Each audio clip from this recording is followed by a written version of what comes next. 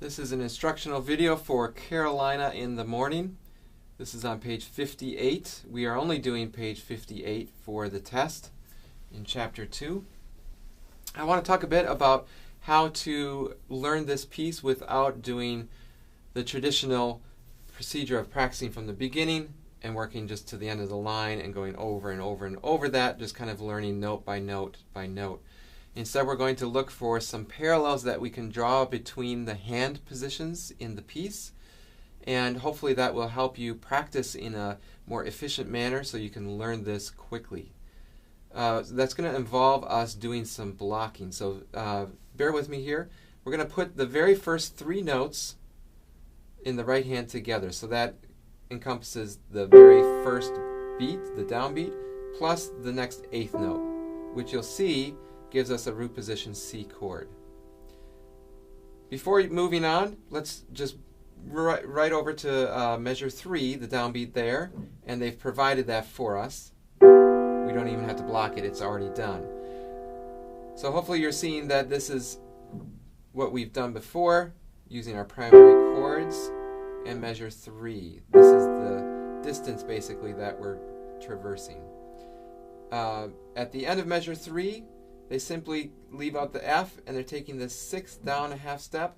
And you saw hopefully there that I'm sliding my fingers like this, and then we just pick up and walk up the bottom voice. Okay? Look at measure 5 of the second line. You'll see that this is actually then a sequence. They're moving the whole melodic material up a step. So instead of starting with a C chord like we did at the beginning, we're now at a D minor chord. Still all white keys, very handy. And I'm going to ask that you skip over to measure 7, keeping your hands down still. Just visually look at measure 7. You should see that we do have a common tone still. And we're going to then be changing this, moving it down to a full step to C and E flat. And then measure 8, if you put the first 2 beats together, measure 8 continues that hand shape and moves to this position. So let's try measure 5, blocked chord. Measure 7, we're keeping this. We're going to restrike it, of course, and we're moving down a full step. Now we're taking this hand shape of a 6th with a 3rd on the bottom, and we're moving it down a full step. Then it's, of course, easy to go back to the very beginning. C chord, we've got these are staying here. We're just adjusting the thumb. Here's measure 2. And now we're at measure 3. Here's our slide. Walking up the hand. And now we've got our thumb in place. We just had to adjust and make our D minor chord root position. We're keeping these 2.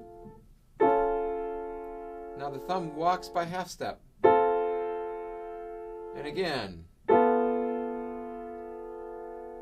Now this interval, we're going to take this in to C and E flat.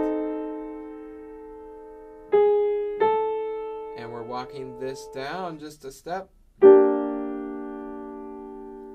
In actuality, you would be playing this one first, followed by this. Okay? Let's take a look at that left hand just for a moment.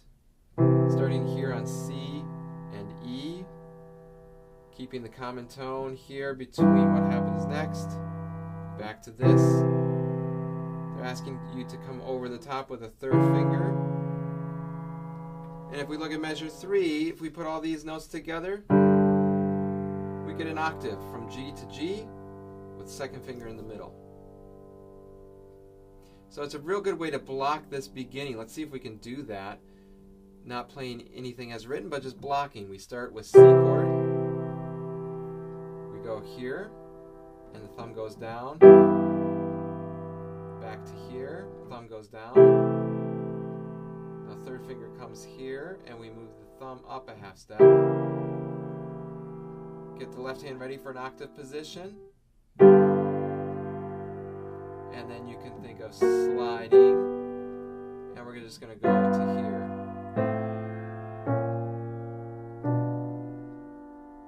Rewind that for a second if you need to practice that. I would suggest just practicing that line blocked. And then immediately we're going to move on to the next line, blocking that. Should feel very similar. Now, interesting thing here with the left hand. I just made you jump in here. Our left hand, if you can see that interval, is a seventh. Okay, keep that in mind because this particular seventh is going to come back. It's just shy of our other position from the first line, which was this. We're going to be right here. Okay? Now, this triplet that follows in measure 7 in the left hand is quite fast. That's the figure. So I find it's kind of helpful to put some words with that rather than thinking, oh my gosh, it's a triplet. I've got it. How fast am I supposed to do that? Putting some words with it that go with the text. Here is the chord and it says morning, right? So you could think of something like, gotta get up right now.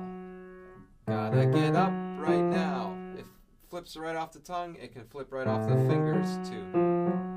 Okay? That should help with that. Going back to this measure 6 where we had the 7th in the left hand. Take a look at the line underneath it. Measure 10. You'll see that same interval there in the same place, the second half of the measure.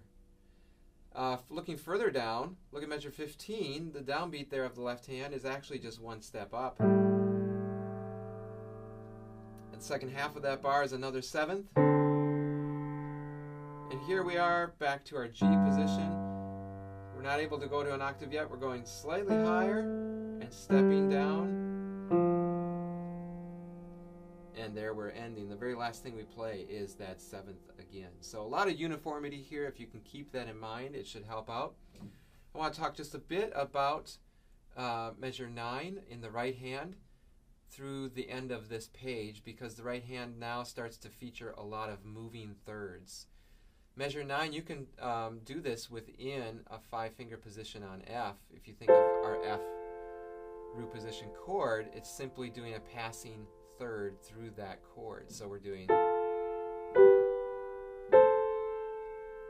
and then we come down back to that start, and we're going to stretch the thumb here, and then we're going to take over with the 5th finger and adding these chords. So take a moment, just practice that, get that in your fingers. It works also for measure 11. Now in measure 13, we're going to be doing more closely bunched together thirds. The finger pairing is really important here. We're doing a set here and a set here. Notice I didn't move my hand.